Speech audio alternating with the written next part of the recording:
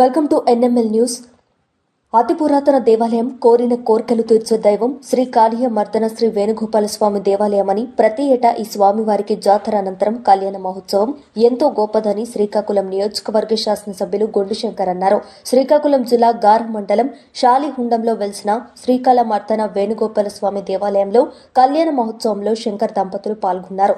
ఈ సందర్భంగా మాట్లాడుతూ 5వ శతాబ్దానికి చెందిన ఎంతో ప్రసిద్ధి చెందిన వైష్ణవి దేవాలయమని, శాతవాహన కాలంలో ఈ దేవాలయం ప్రతిష్ఠ జరిగిందని, ప్రతి ఏటా భీష్మ ఏకాదశి రోజు జాతర మహోత్సవాలు కన్నుల పండుగగా జరుగుతాయని, లక్షలాది మంది భక్తులు ఈ దేవాలయాన్ని దర్శించుకుంటారని అన్నారు.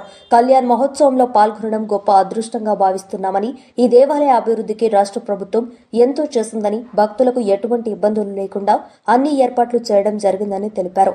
వేద పండితుల వేద మంత్రాల మంత్రోచ్చారణ మధ్య శాస్త్రయుక్తంగా కళ్యాణ్ మహోత్సవం జరిగింది. అంతకుముందు స్వామివారికి శంకర్ దంపతులు ప్రత్యేక పూజలు జరిపారు.